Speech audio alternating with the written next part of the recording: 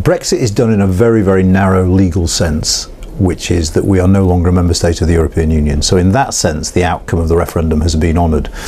But Brexit being done is a far bigger question than that. I mean, dealing with the fallout of having left the European Union is what Brexit is now. And in that sense, it's very, very not done indeed, because we need to do several things. We need to deal with the gaps that are left by us not being a member state. We need an agricultural policy, a fisheries policy, a regional policy. We need institutions to monitor environmental standards. All the things the EU used to do, we need to put ourselves in a position to do for ourselves. And then there's the broader stuff, because remember, the whole Brexit referendum and its aftermath became very politicised, as we see with this Tory Prime Minister talking about red wall seats in the north that he won, and trying to address what he perceives as some of the dissatisfactions that led to that 2016 vote in the first place. So yes, Brexit is done, but there's a huge amount of stuff yet to be done. The negotiations will be tough for several reasons. Firstly, because the Prime Minister is insisting they should be done by December. Only a limited amount can be done by December. If we end negotiations totally in December, we'll end up at best with a very thin trade deal covering goods only. Big questions then over what we do about security, what we do about things like freight transport, air travel, none of which are included in that goods trade deal. So my guess will be that we will continue negotiating in some way, shape or form after the year, but they're also going to be tough because the two sides at the moment at least seem to have incompatible red lines. The UK is saying it doesn't want to sign up to these so-called level playing field conditions. So it's going to be a very fraught set of negotiations that won't be helped by the fact that there is an enormous ticking clock in the background. This isn't like other trade negotiations, because other trade negotiations, if you get to the end of the time and you haven't got a trade deal, you say, okay, let's have 6 months more.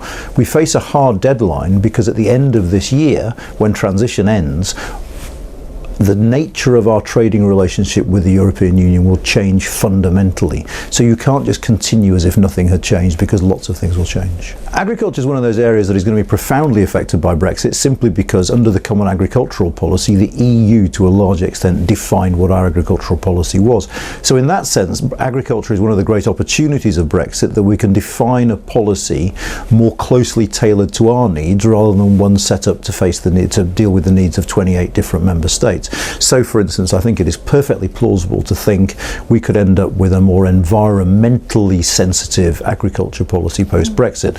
Same caveats always apply. One, what is the government willing to spend on all those farmers, the majority of whom we think voted to leave and who therefore will probably be very upset if they find that Brexit harms their economic prospects. But secondly, will the government give the time and space required to devise good policies? Because at the same time as doing this, to be negotiating our exit, doing immigration, doing all sorts of other things, the government's got an awful lot on its plate, and this problem of overload, I think, is a potentially serious one. We don't know what the economic fallout of Brexit will be, because we don't know what Brexit looks like yet. It'll depend fundamentally on the nature of the relationship we have with the European Union going forward. If, as seems likely, the deal we strike with the European Union is a relatively minimal one, then we're going to have to face pretty severe economic consequences. The sort of deal that Boris Johnson is looking to sign, for instance, does nothing for services. 80% of our economy is services, and a large part of our exports to the European Union are services as well. Those services will find it hard to trade with the European Union. Even manufacturing will suffer, because whilst we might have no tariffs, we might even have no quotas, there will still be checks at the border, there will still be rules of origin rules to apply, and that means that the kind of business models that, say, the car manufacturers have adopted will have to be adapted for the new circumstances. So there will be an economic impact on the United Kingdom, and it will be negative compared to having remained within the European Union. None of which is to say that we can't, via our own economic policies, try to compensate for some of that. So fiscal loosening, investment and the like might have a positive impact on GDP that helps to cushion the impact of leaving the European Union. But as I say, the devil will lie in the detail. But the one thing that all serious economists agree on is that leaving the single market and the customs union will have a negative economic impact on our country. Levelling up has been tried by governments before, and there are many problems. One, our economy is complex, and the needs of the different places that the Prime Minister thinks are in need of levelling up are different. Secondly, we will have an adverse economic fallout from Brexit, so we'll be doing it under macro conditions that wouldn't be as good as they would have been if we'd stayed in the short term at least. Thirdly, the government's own estimates suggest that it's precisely some of these red wall red wall constituencies that the government won at the last election that will be worst hit by Brexit because they tend to be disproportionately dependent on manufacturing. So they're the sort of the big economic issues involved. There are all sorts of practical issues involved as well, one of which is whether or not government is capable of investing the sorts of sums efficiently that might have an economic impact and a beneficial one in these areas. We're notoriously bad at big infrastructure projects, so it'll be interesting to see with HS2 whether it proceeds smoothly. It certainly hasn't to date. And then there's a political issue, which is this. You've got to wonder what traditional Conservatives who believe in a small state, who don't believe in intervention, don't particularly believe in redistribution, are going to think of a Conservative government that suddenly says, okay, we're going to invest more in these areas where our new seats are. We might conceivably have to raise taxation, though they haven't said that as yet, but there are rumours swirling about this, and the state is going to get more interventionist to try and promote growth in these areas. Will there emerge tensions within the Conservative Party between more traditional Conservatives and this new brand of conservatism that looks to do very different things economically? So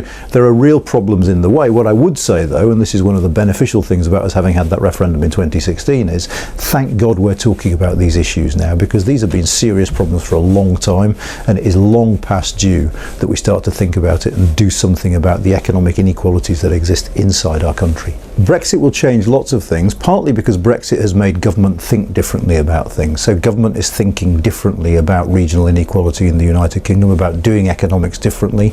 We're going to see a break from the last 10 years because the government looks set to borrow to invest, and of course we're just moving out of a period of austerity, so that will be interesting. So the spending taps are going to be turned on, and government is going to try and use that to A, bring this process of levelling up about, but B, to try and mitigate some of the worst aspects of some of the worst economic aspects of impacts of Brexit. More broadly than the economy, Brexit has implications for our institutions.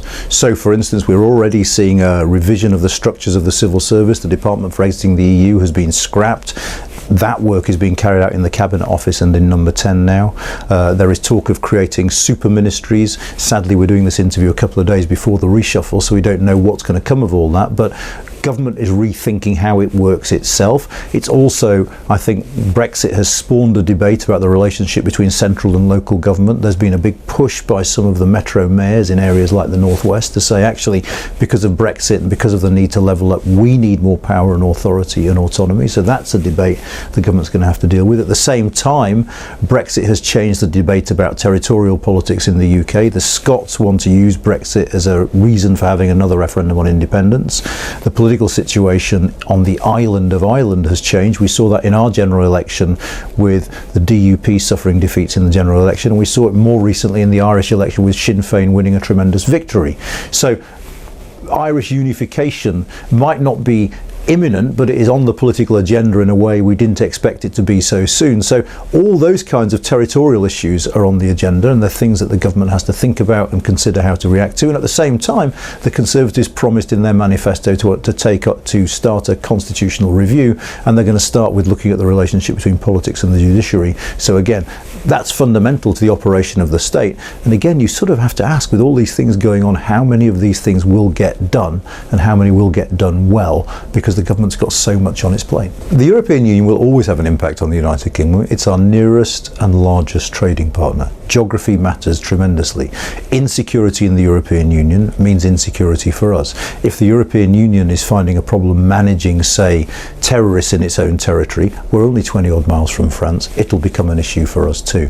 Economically, if the European Union isn't doing well as a major destination for our exports, that will rebound on it as well. So whether we like it or not, whether we're in or out, with something as big as the European Union on your doorstep, you can't ignore it, and you have to be aware of the fact that what happens in the EU will have direct implications for what happens here. My broad conclusion, I think, is we're probably going to be busier than ever, because actually, whilst the last 3 years have largely been years of sort of pantomime in Parliament, where you sort of look at the personalities and you see how the votes are going to go, this is when social science really comes into its own, because the big things we've talked about, the nature of the UK Constitution, the nature of devolution, the changing nature of our economy, economy, the shifting nature of our relationship with the European Union, they're all big, medium to long-term issues. And I think here, good, high-quality social science research is needed more than ever to inform what politicians do and how the public talk about those things in political debates.